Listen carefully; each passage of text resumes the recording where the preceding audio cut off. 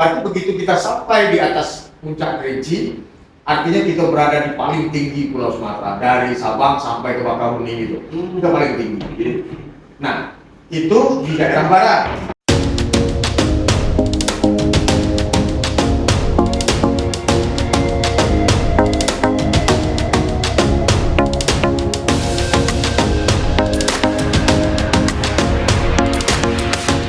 Kita berjumpa lagi dalam program Podcast Punjo Gitu.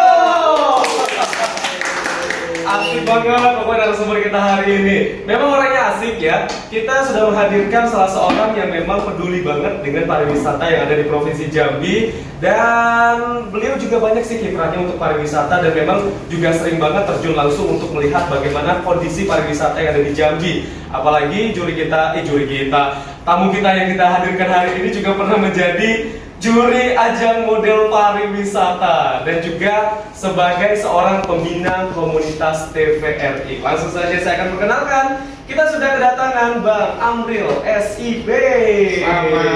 Selamat siang ya, selamat pagi. Selamat sore. Karena kita sudah berada di sore ini ya. Oke, Bang Amril SIB, sebut saja Bang Ril Gontai ya. Siap. Sehat Bang? Alhamdulillah sehat. Wih, ini terakhir dari mana nih Bang? Kita terakhir kemarin persiapan untuk pengamatan satwa liar, yaitu paket wisata yang kerjasama antara Dinas Kebudayaan Pariwisata, TVRI Jambi dan Taman Nasional Lebak 9. Jadi kita mau yang sifatnya paket minat khusus mau kita up lagi setelah 2 tahun pandemi nggak berjalan. Biar semakin booming lagi Bang ya. Dan masyarakat juga semakin banyak tahu gitu ya pariwisata di Jambi gitu ya. Betul. Nah, kalau kita ngomongin pariwisata di Jambi ini memang gak ada habisnya gitu Bang ya. Apalagi kalau dulu kan orang nanya tuh, Jambi itu di mana sih? Adanya di mana sih? Tapi kalau sekarang kan mungkin dengan berbagai event, dengan pariwisata yang bagus, apalagi Bang Ril Gontai ini juga sering banget menjadi penggagas event-event internasional dan juga nasional gitu ya. Sehingga Jambi juga semakin terkenal gitu. Nah, kalau Bang Ril Gontai melihat sekarang perkembangan pariwisata Jambi itu gimana sih Bang? Saya awali dengan satu kata. Oke. Mantap dan luar biasa. Wih, keren. Tepuk tangan dulu dong. Ini mantap dan luar biasanya karena orang-orang hebat yang ada di sekitarnya. Salah satunya adalah Bang Ril Gontai ya. Membangun pariwisata itu butuh kebersamaan. Butuh dari hati, butuh pengaplikasian ide-ide itu di lapangan. Jadi kita kadang banyak nih kawan-kawan kita, anak-anak Jambi, generasi muda terutama, karena kita harus berharap besar kepada teman-teman adik-adik kita generasi muda. Karena pariwisata ini ke depan di tangan adik-adik generasi milenial Jambi inilah akan lebih maju. Oke, karena estafetnya nanti generasi milenial Bang ya. Generasi milenial. Apalagi generasi milenial sekarang kan perkembangan yang namanya teknologi gitu ya. Ada generasi Z dan generasi Y. Ini di atasnya generasi milenial yang lahirnya di atas tahun 2002. Dan mereka sekarang sudah bermedsos ria, luar biasa. Nah, bagaimana sekarang kita membangkitkan kepedulian mereka untuk cinta dulu terhadap pariwisata. Kalau sudah cinta, pasti dia akan mengenali lebih dalam, pasti dia akan melakukan sesuatu buat yang dicintai, yaitu pariwisata. Jadi memang butuh banget ya yang namanya anak-anak zaman sekarang gitu ya, untuk harus cinta dengan daerah, potensi-potensi yang dimiliki oleh daerah kita gitu Bang ya. Iya. Nah, kalau Abang melihat nih Bang, dulu sama sekarang, saya perbandingan tuh. Abang dari kapan sih kira-kira terjun melihat perkembangan pariwisata di Jambi ini Bang? Jadi saya cerita sedikit ya, tapi kita sudah santai aja kan? Santai aja. Kalau mau ngopi silakan. Ibu kopinya nggak kelihatan ya, tapi nggak bikin ngantuk ya. Kopi bayangan. Jadi kita bisa ciptakan kopi baru namanya kopi bayangan. Kopi bayangan ini dari Tungkal loh. Tapi Jambi hebat loh kopinya. Iya, hebat, keren kopinya.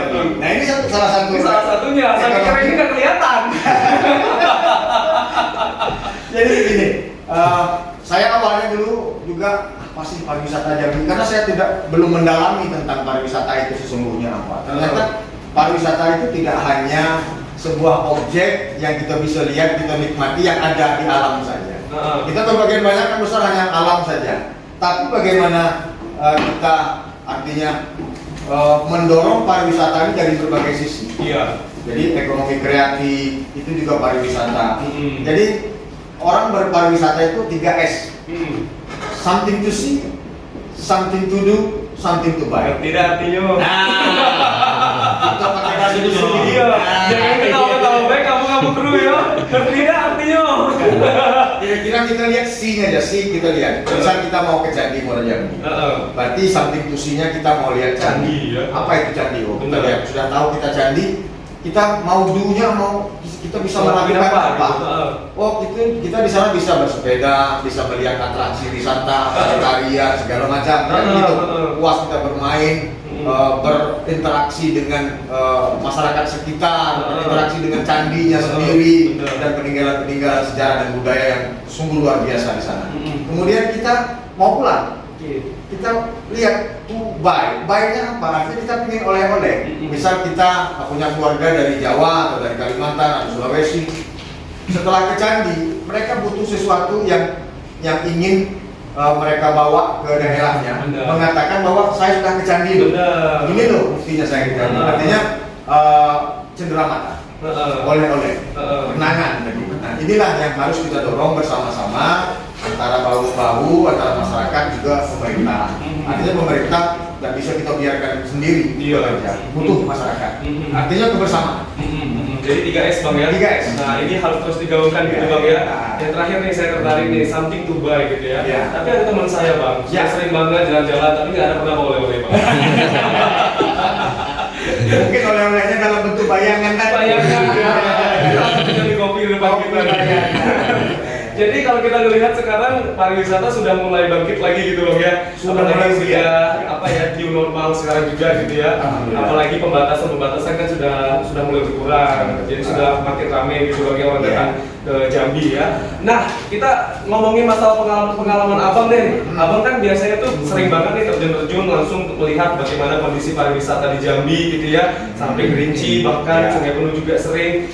Kemana aja sih Bang sudah pernah melihat pariwisata di Jambi dan melihat kearifan lokal di sana, adat istiadat, berbagai keunikan dan juga kekhasan masyarakat Jambi Bang. Itu yang saya bilang tadi, mantap. Artinya saya bicaranya dari gini dulu. Ini Pulau Sumatera nih. Saya gambarkan Pulau Sumatera. Jambi itu ada di tengah-tengah. Tengah-tengah, jantungnya kan. Kita punya Gunung Kerinci yang tingginya 3.825 meter dari permukaan laut. Orang menyebutnya puncaknya itu namanya Puncak Indrapura.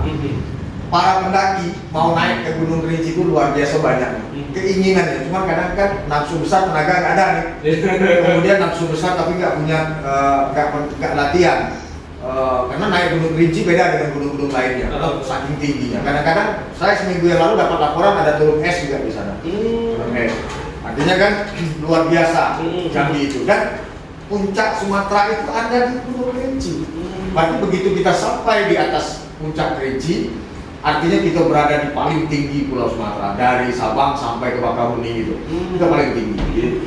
Nah, itu di daerah barat. Nah, di daerah timurnya kita punya lahan basah. Lahan basah yang ini yang besok yang tadi saya sampaikan bahwa kita akan explore untuk promosi di Taman Nasional Gorbak 9. Itu kan daerah pesisir pantai. Nah, pesisir pantai luar biasa lagi. Nggak cukup waktu kita bercerita tentang potensi Jambi. Kita punya daerah yang unggulan selain Kerinci tadi, ada namanya Geopark Merangin yang sekarang sudah jadi Geopark Nasional. Sedang kita usulkan bersama-sama, kita dorong pemerintah, kita bantu pemerintah untuk menjadikan ini jadi kawasan UGG namanya, UNESCO Global Geopark. Kemudian di daerah tengah kotanya kita punya Candi Muara Jambi. Hanya 40 menit dari titik tengah kota kita sudah bisa sampai ke Candi Muara Jambi. Candi Muara Jambi itu kawasannya 3.891 hektar. Terluas Asia Tenggara. Dibangun pada abad ke-7. Berarti sebelum Borobudur Candi Muara Jambi sudah ada. Artinya itu kan kebanggaan-kebanggaan yang harus diketahui oleh para generasi muda, oleh para milenial kita, bahwa kita punya sesuatu yang hebat. Kenapa tidak kita bangga dengan punya kita sendiri? Jadi kalau Kementerian Pariwisata di eranya sebelum Pak Sandi ada namanya tagline-nya, kenali negerimu, cintai negerimu. Artinya begitu kita kenal, kita akan cinta. Nah, itu juga kalau dengan cewek, kalau dengan cinta kan gitu. Langsung dikasih sarang minum Jadi memang kita harus mengenali dulu, cintai menguasai baru kita bisa merasakan Iya, gitu bisa ya. merasakan. Tadi abang bilang nih di paling barat gitu ya ada Kerinci gitu Iya. ya. Nah di Gunung Kerinci udah berapa kali ya bang daki Gunung Kerinci? Saya kalau daki Gunung Kerinci itu pertama tahun 91. Mungkin Om Jun baru lahir. 91 saya belum lahir loh bang. Ini udah lahir ya? Ketahuan umurnya. Dulu aku baru tamat SMA, itu masih muda lah kayak gitu Oh, kan. tamat SMA 91 bang ya? Satu naik, habis tamat ayo mau kemana nih, mau kuliah mau apa, akhirnya ikut-ikutan naik. Oh. Ternyata dan mungkin dari situ.